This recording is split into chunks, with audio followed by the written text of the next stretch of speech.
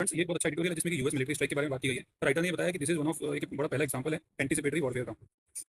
Anticipatory warfare में तो पहले ऐसा होता था अटैक फर्स्ट पॉलिसी होती थी कि वो पहले अटैक करेगा तो हम अटैक करेंगे। बट ये यहाँ पे यूएस ने क्या किया कि दिखा ये बोल के कि ईरान हम पे हमला कर सकता है, उसने पहले हमला कर दिया। तो इससे ग्लोबल फ्रेमवर्क में क्या चेंजेस आएंगे ये पूछा जा सकता है आप क्वेश्चन में, तो वो हमको देखना है। तो ये अटैक के बारे में स्टडी की हुई है। उसके बाद ये राइटर ने ये कहा कि जो एक मेजर शिफ्ट हो गया है कि जो पहले फर्स्ट स्ट्राइक अप्रोच होता था उसमें एक मेजर शिफ्ट देखा गया। तो उसके क्या कंसीक्वेंसेस होंगे। तो good by two global east trend writer कह रहा है कि जो पहले पीसफुली प्रॉब्लम सॉल्व होती थी वो थोड़ा सा बैक हो जाएंगे। तो दूसरी कंट्रीज जैसे चाइना ताइवान के ऊपर अटैक कर सकता है, इसी तरह से रशिया यूक्रेन के ऊपर कर सकता है, जो अमेरिका ने किया है उस तरह से। ओके, फिर उसके बाद ये बताया था कि जो इंटरनेशनल रूल्स हैं वो वीक हो जाएंगे, ठीक है, रिस्पेक्टिंग अदर कंट्रीज इंडिपेंडेंस, इससे फर्क पड़ेगा।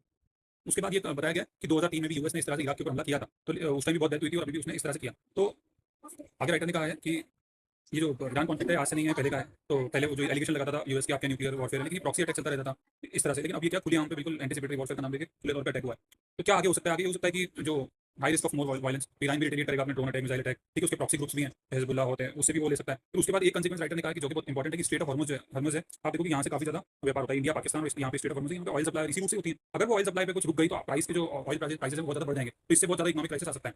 तो आगे जो बताया गया कि यूनाइटेड स्टेट्स, अब अगर हम की प्लेयर्स का एनालिसिस करें तो यूनाइटेड स्टेट्स की अगर बात करते हैं तो यूएस को भी ऐसा लग रहा है कि उसके पास टेम्पररी एडवांटेज है, लेकिन हो सकता है मिडिल ईस्ट में उसके प्रॉब्लम आ जाएगा। फिर वहाँ पे चाइना जो है वो अपनी प्लेस बना ले, उसके बाद उसकी खुद की डिप्लोमेटिक स्टैंडिंग भी इफेक्ट हो सकती है। ईरान की बात करेंगे तो ये जो स्ट्राइक हुई है इससे हो सकता है कि ईरानियन जो है वो तो यूनाइट तो होंगे, लेकिन एक ये भी है कि जो वहाँ के जो रिवोल्यूशनरी ग्रुप है, ईरान रिवोल्यूशनरी गार्ड कॉर्प्स, वो बहुत ज्यादा एक्टिव हो सकते हैं अपने, उनके जो प्रॉक्सी ग्रुप्स हैं हिजबुल्लाह और दूसरे यमन में, वो ज्यादा एक्टिव हो सकते हैं। उसके बाद देखोगे कि इजराइल है, तो इजराइल तो अभी तो उसको लग रहा होगा कि हाँ अटैक हो गया न्यूक्लियर ईरान के ऊपर, लेकिन उसके पास हाई रिस्क है कि उसके ऊपर भी रिटेलिएशन हो सकता है और रीजनल कॉन्फ्लिक्ट बढ़ सकता है। राइटर यही बोल रहा है कि ये जो एक चीज़ हुई है इससे पूरे मिडिल ईस्ट में गल्फ स्टेट्स में प्रॉब्लम आएगी, वहाँ पे जो होगा टेंशन बढ़ेंगे। इंडिया को टफ स्पॉट में, उसके यूएस से भी रिलेशन है लेकिन वो गल्फ से भी ऑयल लेता है। इसी तरह से पाकिस्तान के आप देखोगे तो पाकिस्तान के लोग जो है उनकी पब्लिक सिंपैथी ईरान के साथ है, लेकिन उसके इकोनॉमिक टाइज यूएस के साथ भी है। और आप देखोगे एक दिन पहले ही जब अटैक हुआ, एक दो दिन पहले ही नोबेल प्राइज के लिए डोनाल्ड ट्रंप को नॉमिनेट किया था पाकिस्तान ने, ठीक है। उसके बाद जो ईरान से बॉर्डर लगी हुई है बलोचिस्तान रीजन की, वहाँ पे इन्वेस्ट हो सकता है। इंडिया के पॉइंट ऑफ व्यू से भी आप देखोगे तो इंडिया के पॉइंट ऑफ व्यू में भी आप देख सकते हो कि इंडिया पे क्या इफेक्ट हुआ है, ठीक है। उसके बाद आप देखोगे कि मिडिल ईस्ट में आपको बताया प्रॉक्सी इन्फर्नो बन गया है, तो भी आगे आगे क्या हो सकता है। आगे ये हो सकता है कि ये जो एंटीसिपेटरी वॉरफेयर है ये ठीक नहीं है, आपको उसको कंडेम करना है और इंटरनेशनल जो बॉडीज हैं वहाँ पे डिसीजन होने चाहिए। वॉर कभी भी हमको सपोर्ट नहीं करना है, वॉर इज नॉट गुड। उसके बाद आप ये लिख सकते हो कि कंट्रीज हैं ओमान, इंडिया, चाइना, ये एक डील फिक्स करने की कोशिश कर रहे हैं because this is important for